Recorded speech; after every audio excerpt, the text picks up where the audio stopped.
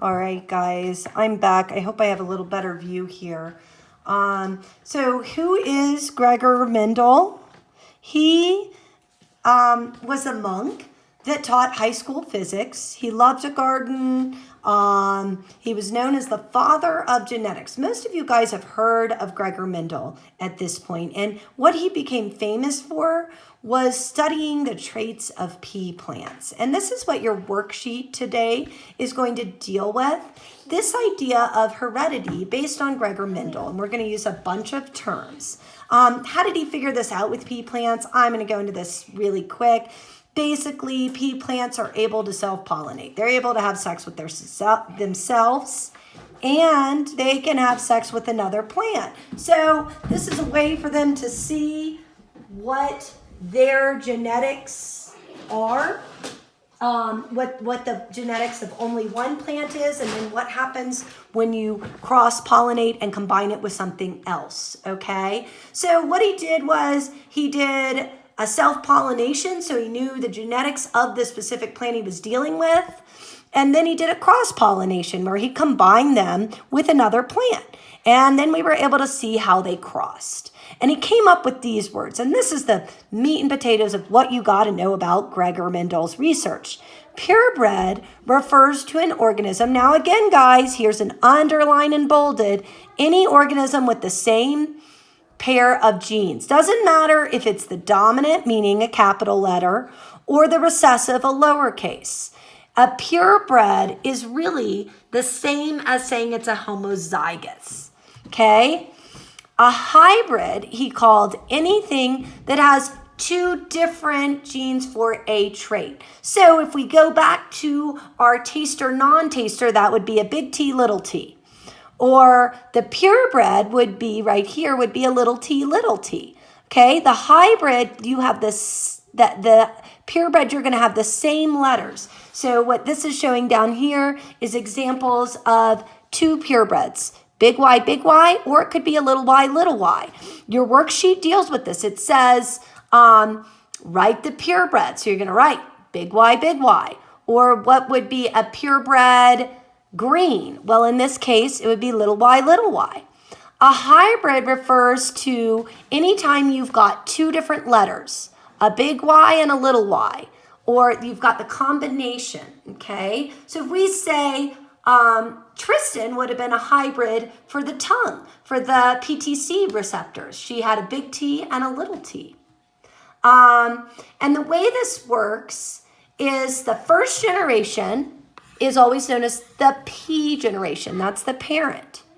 The second generation we call F1, and the third generation we call F2. So in this case, with the yellow peas and the green peas, the yellow peas were, the male was all yellow, the female was all green. The first generation said that we got all yellows. So the green guy's saying, where the heck, or the green girl is saying, where are my babies? Well, what happened is green is recessive. So the dominant, the capital letter, it masks the effects of the recessive. So it actually, all the babies ended up like this. Let's make it Y. They ended up with a big Y, little y genotype, okay? Because, so they would look like this. My Y here is cursive, okay? And in order to be green with this group, you have to have two little y's. So any presence of a big Y means that all you see is yellow. So in order to be green, you need two little y's. So the first generation looks like this, big Y, little y. The second generation, that's where we had these brothers and sisters, that's why we do it with peas, mating with each other, and we ended up with some green guys. There's a good video too that I'm going to give you a link to. I'd like you to watch. The green peas came from the recessive little y hanging out, okay? So genes, again, are units of heredity.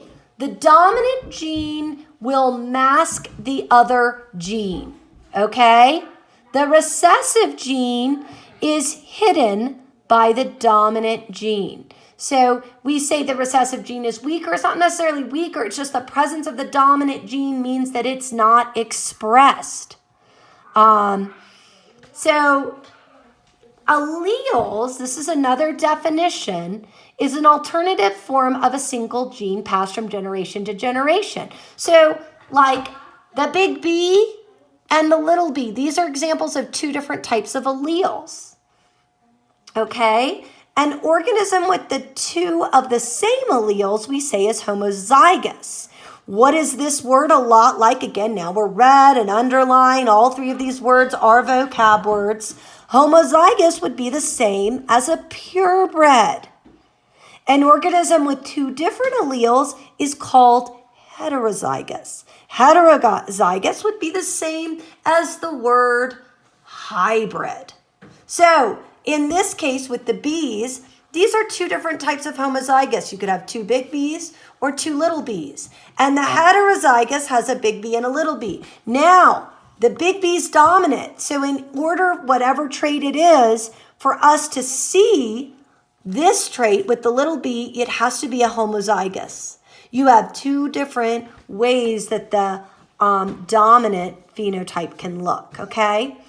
The dominant allele masks the effects of the other allele and is designated by an uppercase letter, always.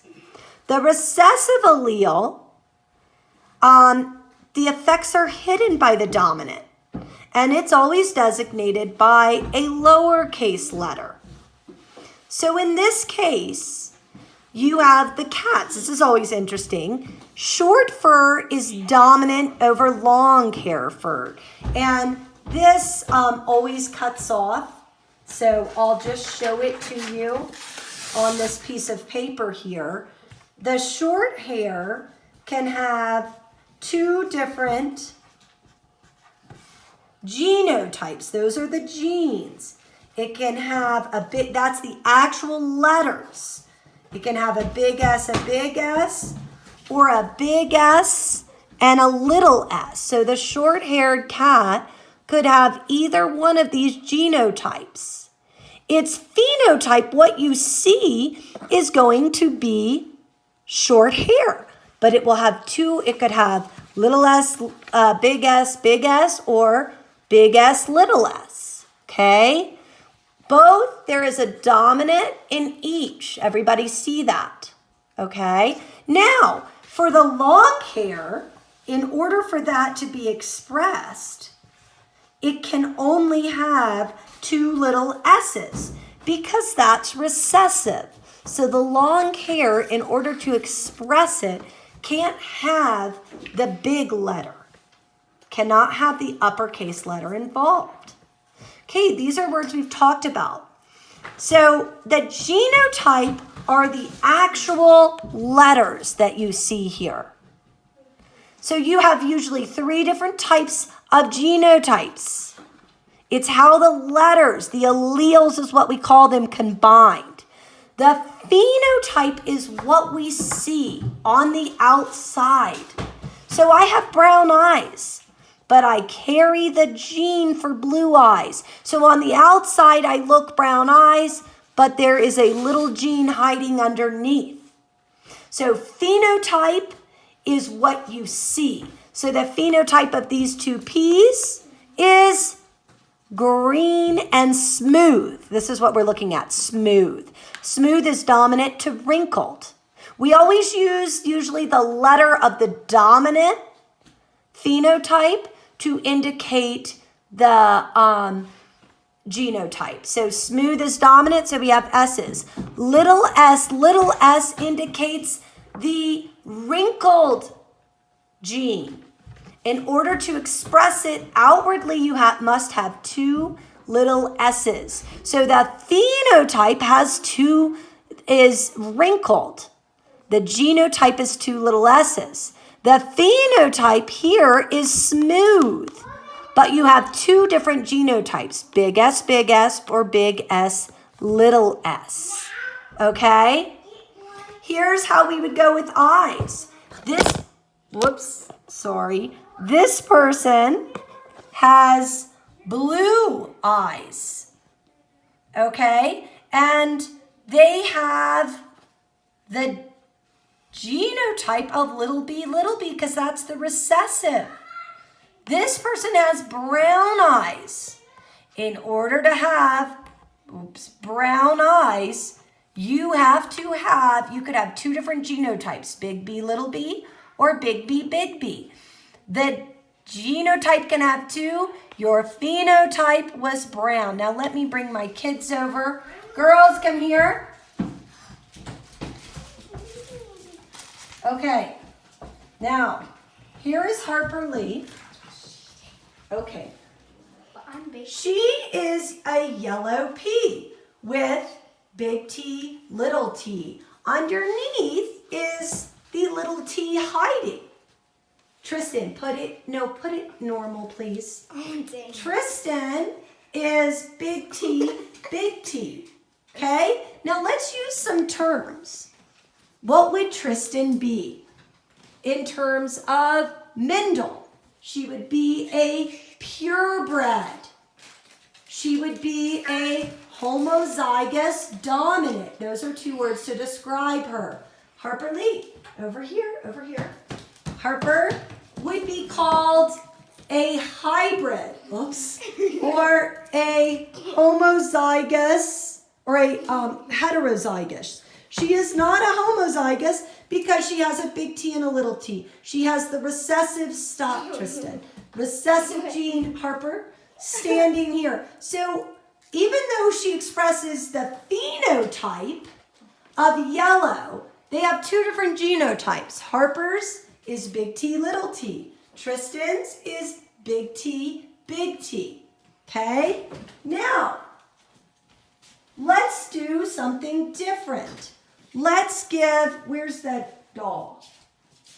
Let's give Grace, okay? That's a green hat. Grace is little t, little t. She would be called, let's use some Mendel's terms here, homozygous recessive, or a purebred, because she has the same allele. Now, Tristan, go over there. If Tristan, as a P, bred with Grace the P, they would have a baby. Now, keep your head still. Put it so we can see your hat, though. Get closer to Grace. No, okay, they're just messing me up. Like this.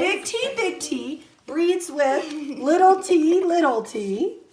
BB's trying to eat it. They would have this baby, Harper. Oh, no. Big T, little t. Oh, no. Now, notice. Stop. This baby is a carrier of the little t. Go get this. Okay, I have to go because no. Okay, sorry.